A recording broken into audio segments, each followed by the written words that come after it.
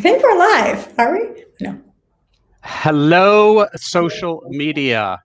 Today, we are going to be talking about how to get a buyer's offer accepted in this absolutely insane market. Hey, everybody, this is Robert Greenblatt with Mary Murphy of eXp Realty. So we were talking this week, and if you're an agent watching this, you guys know that the hardest thing to do in real estate right now is to get a buyer's offer accepted. So we were talking about this. There's lots of different strategies out there. So we want to just take a few minutes and talk about it. Right, Mary? Yep, definitely. I think that it's really good coming from us who are, we work with buyers too, of course, but we're very strong listing agents. So it's really easy, I think, coming from our side of it. Me especially, I'm not sure about you as much, Robert, but I almost do exclusively listings. I don't work with as many buyers. So I know how buyers' offers are getting accepted. We do a ton of listings on our team. So I think it's a really good topic. And I have a lot of agents reaching out to me to ask about it all the time, including. Right. So there's a lot of factors that come into play when even in a stable or balanced market, if we rewind a year, there's a lot of factors that come into play. So I think let's kind of work backwards, right? So a year ago, this is what we did, or I did, because I work with lots of sellers, but I also do work with lots of buyers by design. So what I did was when I would present an offer, I'm really systematized in my approach, Mary. So have an offer. Part of the mindset is don't make the listing agent's job difficult. So the concept is I want to make sure that if I'm presenting an offer to you, that everything is super clear. You understand it. I'm not going to send you an offer that's handwritten because you won't be able to read my handwriting. I'm not going to then send you a photograph of it in a text message of the pre-qualification letter, right? Because now the communication is disjointed. So the way I would typically lay it out. Because people are probably like, well, obviously, Robert, we wouldn't send it handwritten. We obviously wouldn't send it upside down, handwritten, or a screenshot of it. This happens to us all the time. So I wanted to interrupt because not like, a lot of you think that's obvious and you should think that, but there's some of you that should be like, oh, I should stop doing that. Yeah. I mean, I don't want anything to get in the way. Like, look, I don't want, if you're looking at an offer for one of my clients, I don't want you to misinterpret anything. I don't want anything to be difficult for you to understand. So, and by the way, I can't tell you how many offers on the listing side I find in my spam folder without ever getting a voicemail or a text or a phone call from the other agent. I just stumble on it by accident with no email signature. Gets even more.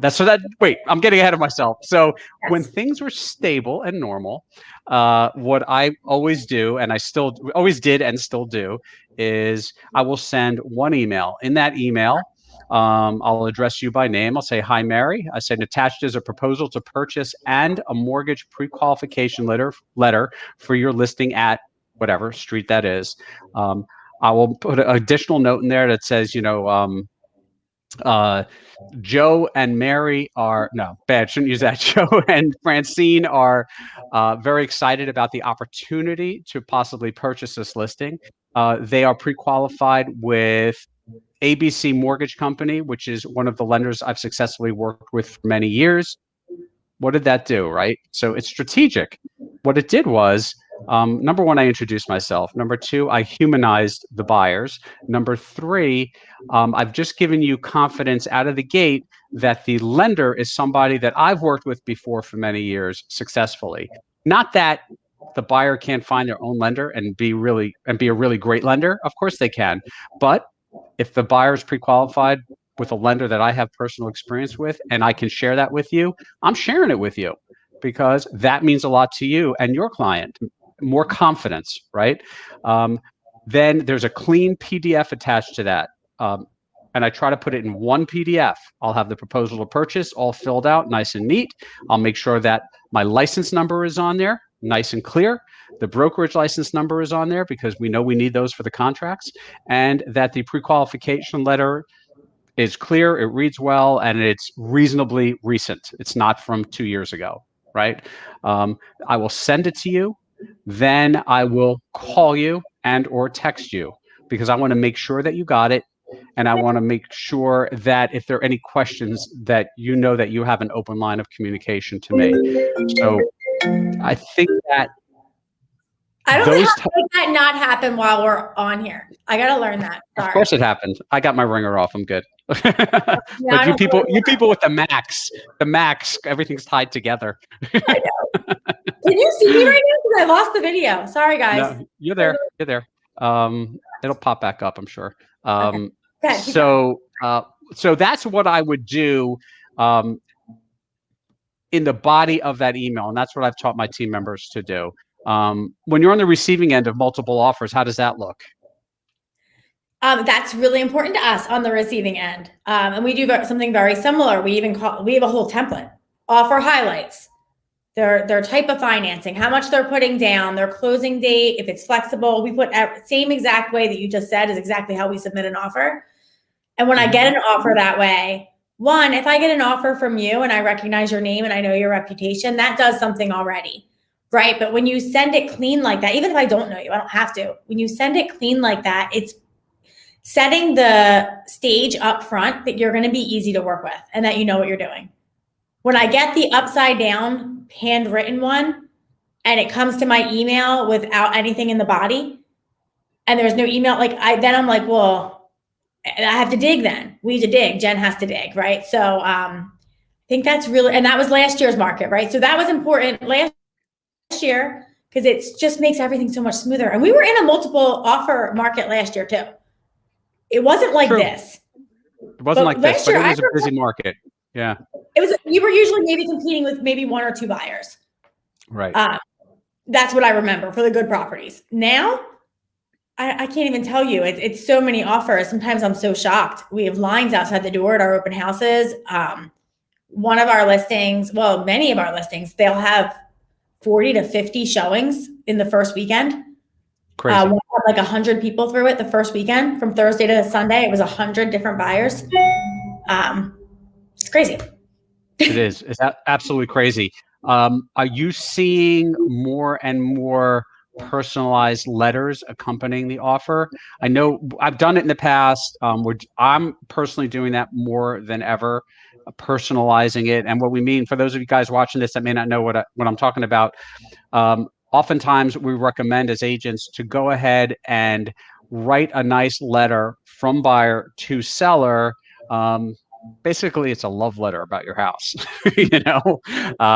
just to kind of warm it up a little bit, make it real. Put a picture in there of you and your family. Put a picture of the cute dog or cat or both or whatever you have. I can tell you on the listing side, I have seen more and more of that. And I have seen occasions where that resonates really strongly with a seller for some particular reason. Yes. What are you seeing? So I'll say on the buyer side, the letters work. Do the letter. If you can do a video, I mean, I didn't see that. You can do videos like this is who we are and this is why we love your house. That really works. On the listing side, just so you know, buyers and sellers who are listening and other agents, I tell my sellers up front that this is going to happen and that everybody has a story and that the bottom line and getting to the table is what's most important. And I try to take those letters and videos and fluffy things off the table from the very beginning. Because my goal, and so me as an agent, why you want to hire me is because I'm the logical thinker. I'm the one here trying to get you to the bottom line. And I don't want my seller to pick the FHA buyer who's $10,000 less than the other one because they have the same kind of dog. So I try and preface that up front so that that doesn't happen. However, if you're trying to get an offer accepted for a buyer across the board, that works very well. Just maybe right. So time out on that one, right? If you're putting an offer in on my listing to do what Robert said and be clean, clear, concise, and organized, then you are going to with the letter because I try and get my sellers not to let that entice them. I can't control everything. I wish I could. If you knew me, you would know that. But yes, it does work. But it's just not always the best offer. Right. But if the offers are similar, right? If you end up with a whole bunch of offers and the two best offers financially are very similar, right? it's definitely, and I've seen this happen, it's definitely possible that that letter pushes that contract in that buyer's direction, because that dog or that cat or that family and or that story resonates with that seller, and they're like, oh, okay, so all things being equal, the both offers are for $10.50. They both want to close around the same time. They both appear well qualified. Which one do I pick? Because we're getting so many offers right now on some of these listings, sometimes that's just the differentiating factor right there. Well, so I would say that if you're putting an offer in, do all of the things. Do everything. You should really just do everything, because you don't know what's going to work. And it's not always the same with every seller. And sometimes you can I got an offer accepted for a VA buyer who, and I mean, normally that wouldn't win, but I was able to get that one to win. And part of it had to do with that letter we wrote. So it does work. It works everything. So the concise email and what the offer is, the call after the call is really important, because when you on that phone call, all you're saying is, you know what, make sure you don't take a lot of their time, but just hey, really quick, it's Mary Murphy, just giving you a call really quick, just sent you an offer for 123 Main Street. We put what we thought was the best terms in that offer, but I also wanted to call and see if there's anything really important to your sellers that I can see if it would work for the buyer. My buyer's flexible on closing, what matters to them. Right. So that agent on the other side will tell you everything. And then you can go follow back up with your email. Actually, I usually make the phone call first, and then I put that in my offer. And the reason is that person might say, oh my gosh, they need to close in 30 days. Right. Or they didn't find a house yet and they need flexibility on that. So if I can get all that information, I'm going to put that in my original offer to try and entice that seller by giving them what they want. Because right now the sellers are controlling it. They hold the cards, and it's still a great time to buy because these interest rates are amazing. So it's this perfect storm of it being a great market for a buyer, because they're really saving money on these interest rates. So even if they have to go up 10, 20, sometimes 30,000 more than they wanted to, the interest rate is allowing them to do that. Now for sellers, we know there's just nothing on the market. We've gotten to the point where we're so strategic with how we list them that, I mean, we sell everything on a Monday. It's crazy. It's every single time. The way our listings work is coming soon. We do the coming soon for at least a week and up to 3. It's listed on a Thursday, which we put up front. As soon as we go coming soon, we already have the listing date in there and the open house scheduled.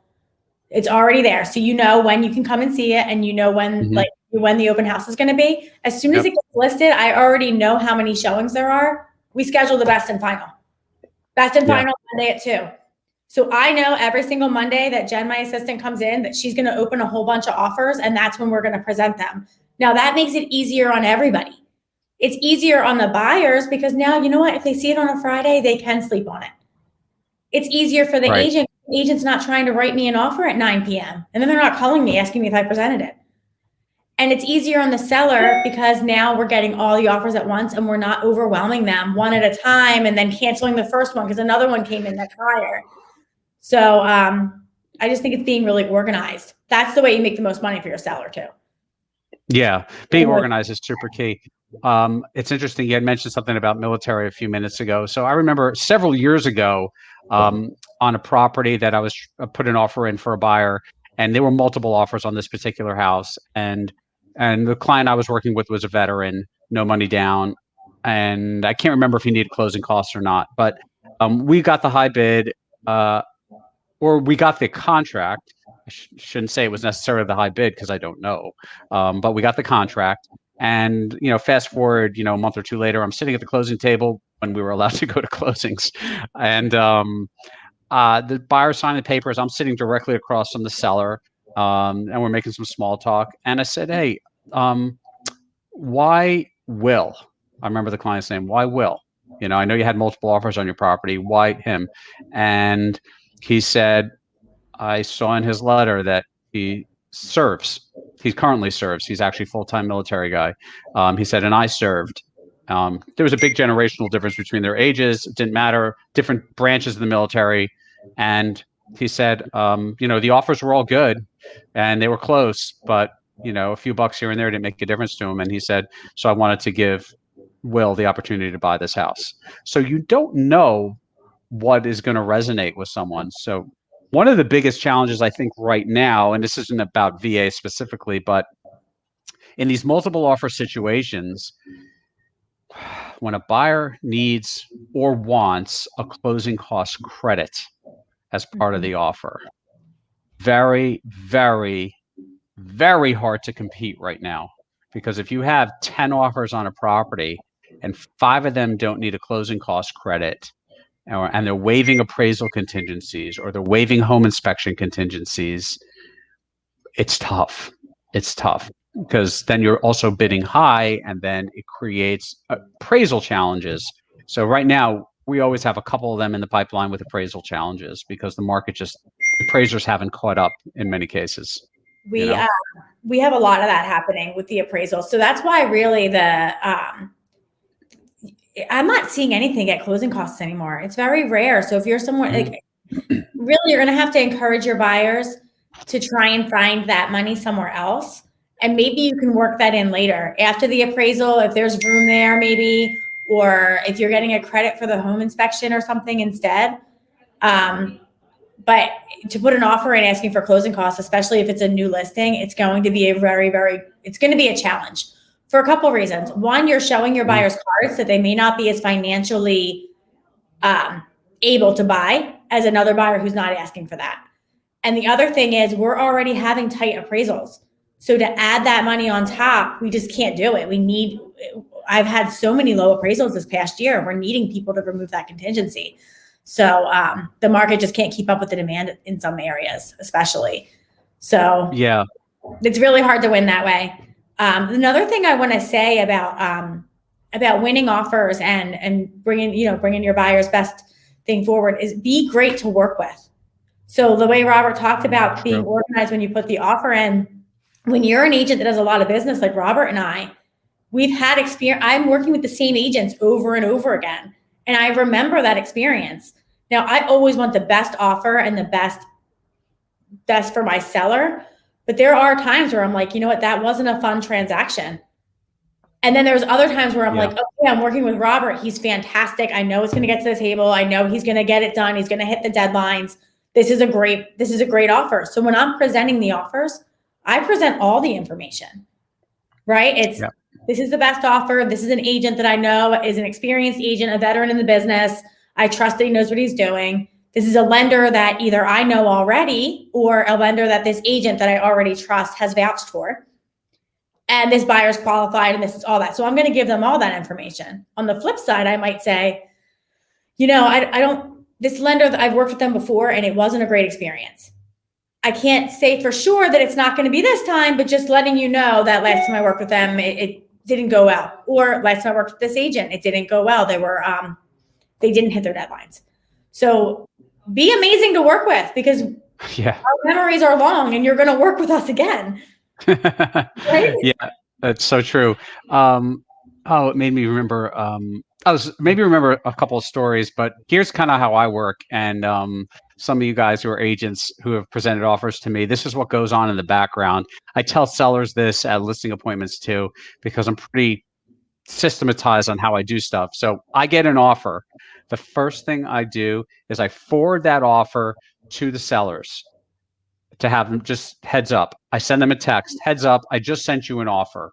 I don't call them yet. I give them an opportunity to look at it. They might be at work, they might be busy, I don't know. The next thing I do is I look at that offer. I see, do I have any questions here about this offer? If something's not clear about that offer, I'm picking up the phone, I'm calling you. Let's say it's you, Mary. I'm calling you up and saying, hey, Mary, it's Robert Greenblatt. Thank you for the offer. Can you just clarify this piece of it? Or does the buyer really need a 30-day close? Do they have any flexibility? Whatever it may be, just a little fact finding and information finding. The next question I'm going to ask Mary is, I see they're pre-qualified with ABC Mortgage Company. Are you familiar with this company, Mary? If Mary tells me, yes, it's my go-to guy or girl, cool. I've been working with them for 10 years. Great. That's good for me. If Mary says, no, I'm not really familiar with them. My client found them, their cousin recommended them. Okay, that's fine. It doesn't mean they're a bad lender. They could be an awesome lender. So I say, thank you, Mary. I'll be in touch. the next phone call I make is to the lender. And I do it for two reasons. One is if I leave a voicemail for the lender, and oftentimes I do, and that's perfectly fine. I don't hold that against anyone. If they're a busy mortgage person, they can't pick up the phone every second. But I leave a message. So the first reason is I want to see, does that lender call me back in a reasonable amount of time by the end of that business day, right? Or by then, if it's late in the day, maybe early that next morning. That would be reasonable. So that's one part of it, because responsiveness, if they're going to be processing the mortgage for a buyer, I want to make sure that they're responsive. That's a really, really big responsibility once we go under contract. They're the guys that are giving out the money. That's really important. Would you agree? So the second thing is, once they're on the phone, I'll say, "Hi, it's Robert Greenblatt. I'm looking at a pre-qualification letter with your name at the end. It's for so-and-so's name at the top. I have an offer here. We're trying to put a contract together. I see they're using FHA financing. What do I need to know?" And then I'm quiet. I just listen. Most cases, they will tell me probably a little bit more than they need to tell me. But I'm just listening for, oh, they only submitted an online application, or, oh, they've been through underwriting, or they've submitted their documentation, whatever the details are. Oh, they had another house under contract and it came apart after a home inspection, so they've been through underwriting, whatever that may be. I'm just listening, and then I may follow it up with, what concerns do you have? And then I'll listen again. There may be no concerns. There may be some concerns. I don't know, that kind of thing. I'm listening because then when I report back to the sellers to discuss the offer, I know the sellers are going to ask me questions, and they should. And I want to make sure that I have as much information as I can share objectively to help them make the best decision possible. Agreed. So, it's funny how you said sometimes they're going to tell you too much, because sometimes they do. Sometimes agents, and if you're listening and you're an agent or a mortgage lender, sometimes when you think you're helping your client, you could also be hurting them, because you start telling us way too much. Well, they had 2 houses fall apart. Both of them were bad inspections, and they go on and on and on, and they tell you all this stuff. And you're like, well, 2 fell apart. That makes me nervous. True. Right? So and they telling you all, and they think you're helping, and then you're like, well, maybe they're difficult at the home inspection. You start having other things go through your mind. Not that I share all of that, but just make sure that you're not oversharing. I'm shocked sometimes at what people will share with me. Our houses fall apart. Oh my gosh, I saw it fell apart. Why? Well, they have to disclose some things, but maybe they'll say financing, and this is how much we had it under contract for before. Well, I would never tell you that, Ann. I wouldn't tell you that. If you called me, how much did you have it under contract for? I couldn't tell you that. It's not in my self-best interest. But I will say that I sometimes get more information than I should on the other end. So be careful not to do that. Definitely. I think now more than ever, because everything is moving so fast, that as an agent, it's so important when you send that offer, always follow it up with a phone call or a text. Make sure that listing agent saw your offer, because it's very common for the listing agents right now to be bombarded with offers on some of these homes. But even if they're not bombarded with offers, you still want to make sure that they got the offer, because again, I probably once a week I find an offer in my spam folder. Mm-hmm. And it's a shame, and it's not necessarily days later, but it's hours later, because it's in spam, not in my inbox. And if they didn't call you, that house is under contract already. Yeah. Do you send all the offers to the sellers even now, as soon as you get them? Oh, great question. It's a great question. And then it brings up the other question of offers in the form of a proposal to purchase versus offers in the form of a full contract, right? So, which there's different customs and practices with different brokerages in this area. So it depends on the client. So I will ask the client, what do they want? So here's, if the client wants every piece of detail as it comes in, I will send them every detail, and I'll warn them ahead of time that it might be overwhelming. Most clients may say, nah, I don't want all that right away. So what I might do when we do a highest and best is I will create a summary email which normalizes all the information, and in no particular order. It'll literally have name, offer, escrow, type of financing, any closing cost credits, timeline, that kind of amount that they're financing. So like the 6 or 7 biggest points of most offers. And I'll put a note, I'll put like love letter or letter included, that kind of thing, so they can see a summary. And I'll say, I have a summary all worked out. And by the way, that's really stressful to put that together and make sure that you're not making a mistake, Mhm. because that everything has to be presented. We all know that, right? Um, so I'll do it that way. And I'll say, I have every offer, and they're all similar but different. They could be in the form of a contract. It could be 4 different versions of a proposal to purchase document, right? And I'll see what they want. And if they want to see it all, they see it all. Not everybody, in my experience, wants to see it all. But I make sure that they know all of the major points. And look, some stuff is all just similar anyway. Like a 10-page contract is a lot of legalese in there, Do you give your clients the entire, like, if you got 15 offers, do they get every piece of paper? Yes, they do, but I Yeah. don't present it always at the time. So because Right. of how overwhelming I know that it can be for sellers, especially now, and for buyers, and also these offers change. So I might get an offer on a Thursday, and by the time Mhm. we're at best and final on Monday, that original offer that I got is $20,000 higher on Monday. So what I sent them True. on Thursday isn't even accurate information anymore. So, and Right. they removed inspections, and they didn't do that in the beginning. It gets very, very confusing. So because of that, and because most of my listings are getting anywhere from 5 to 40 offers, we're doing it on Mondays at 2. And then I'm telling them in advance, like, listen, guys, I'm expecting to have multiple offers on your property. And what I'm not going to do is, you're going to see a lot of agents, and agents, if you're listening, I see your post and I think maybe you could have got your seller more money. When I see a post that says sold for full asking price in 1 hour, you're never going to see me post that. And the reason you're not is because I'm going to strategically make it last a couple of days, because I want to make sure we have enough buyers in the door and that the sellers have a choice. And that's how it's working for us right now. That strategy could change at any minute. In this market right now, what's working is listing it on a Thursday and best and final on Monday. It's just working so well. I wouldn't do it a different way. So I'm telling the sellers when I sit down with them that this is the strategy that seems to be working. So expect that we're going to have a lot of showings. Expect you're going to be out of your house a lot this weekend. So make some plans. Right. And we're going to have a really busy weekend, and it might be really horrible for you this weekend. And my goal is by Monday for all those showings to be over.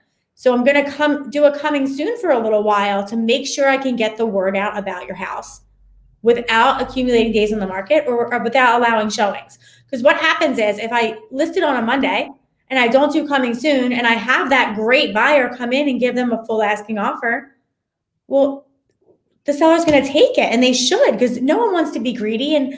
And also, you don't want to let go of a really great buyer. So we're strategically making sure we have all the buyers be able to get in the door. So listing it on Thursday. Yeah. And maybe you don't agree. Maybe your strategy is different. That's the difference of all of us as agents. And I'm so willing to share everything we do just in this public forum, and do it or do it different. But then I'm letting the sellers know that I can forward that to them. And if they call me, I'm going to share everything. I'll forward whatever they want. But that Monday at around 2:30, we're going to provide a Google Sheet with all of the offers on a Google Sheet. They can look. It has the buyer, the closing date, the agent, the mortgage lender, the amount they're putting down, and then any special things. They're removing appraisal or they're removing inspection. They have a love letter. We have all of that in the notes, and then we forward them. So I let them kind of look at the Google Sheet, and then we forward them over, but then they can kind of correlate the two. So they might say, I like Joe Smith's offer based on the Google Sheet. All right, well, let's go over the offer together, and then I'm going to show it. There's going to be some people, Jane Smith, she's $10,000 less than everybody else and asking for $10,000 in closing costs. Nothing else matters to them. They don't want to dissect that offer, so they reject it. So that makes it easier for them, where we're usually only talking about a couple of offers, right? So we have 20, and we might only be talking about 4. Yeah, that's very true. There's usually a few that just stand out when you have a whole They bunch stand of out offers. because their terms and their amount is just significantly higher, right? So then one that's maybe not as desirable of a loan, or they have a contingency, the seller isn't going to, there's just not a way the seller would choose. They're deciding not to choose them. So then we don't have to talk about them as much. It's really hard to talk about 20 offers. It's really hard. It's impossible to talk about it in detail. It's narrow them down somehow. Yeah. So And we're it starts with price. Price is always that first cut, right? From a seller standpoint, and then it narrowed down the group. exactly. So if they know, Yeah. like, it doesn't matter. They don't care if your dog and your child looks like their dog and their child, and you're $25,000 less than the highest offer. They're just Yeah. going to naturally go with one that's higher because that's money for their family. That's their bottom line. So, having answered your question, I don't forward them one at a time because it's very confusing. So here's something that that have found myself doing. Actually, it was happening so much in the summer. I made a quick YouTube video about it and it just happened again yesterday on a listing. So when you look at the market statistics, and it's all kind of tied to this, when you look at market statistics, what we know in this area prior to COVID, in general, there's always exceptions, but in general, homes were selling for about 90, on average, about 97 or 98% of the last list price. And that's a whole separate conversation. We'll save that for another video, but that's just a fact, right? I looked at my business. When I heard that, I looked at my business. I'm like, yeah, I guess that's true. And I noticed it with comparable homes all over the place prior to COVID.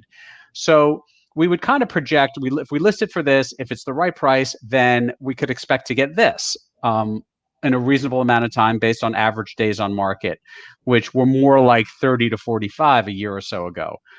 What we've seen happen since June, basically, and as the market just went insane, is now the conversations have shifted to, okay, here's the homes in this neighborhood are selling for last list price versus sale price.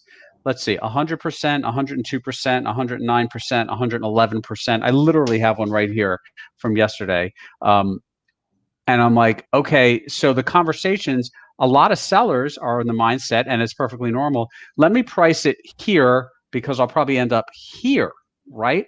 But the reality is today, well, I'm almost projecting it backwards. I don't know if you're finding yourself do this on listing appointments. Okay, we're going to price it here. And based on the market, there's a really good chance we're going to end up at this number, right? X percent higher than the asking price.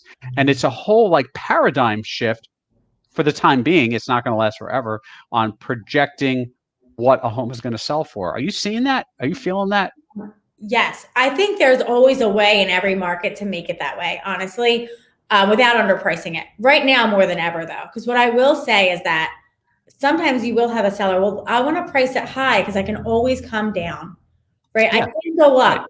And I'm like, well, most of mine are going up, right? They're mostly not coming down. What I can say is that an error that I've seen some sellers make, and especially with agents who may not be giving them the right advice, is they're listing it too high. And what's happening is they're losing a very, very important part of this market, which is the sense of urgency. Mm-hmm. The sense of urgency in this market is what's getting these sellers so much money, because buyers are getting outbid. They're expecting homes to be gone in hours or days.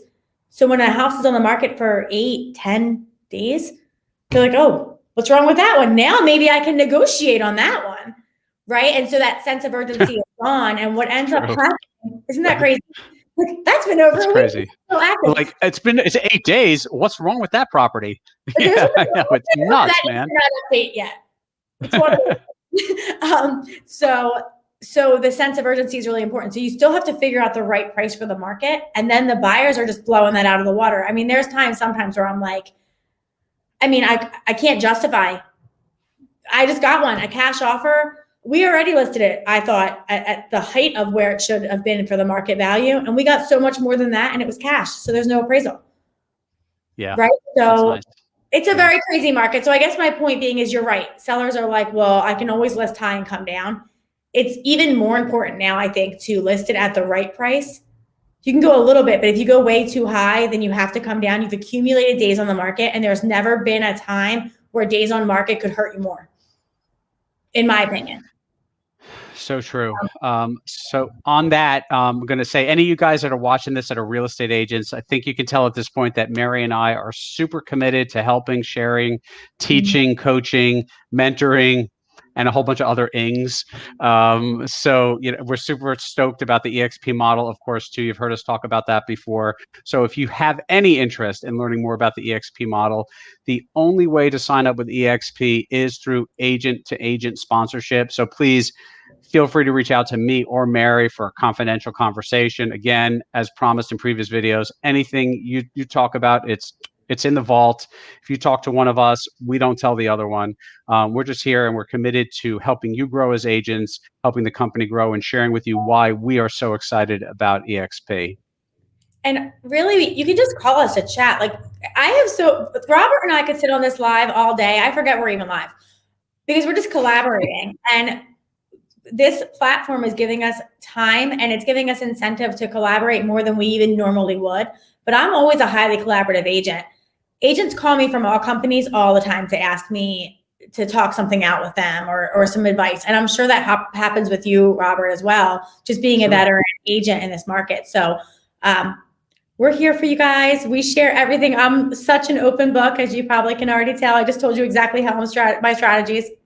Willing to do that. So yeah, give us a call. And we'll be back next Wednesday.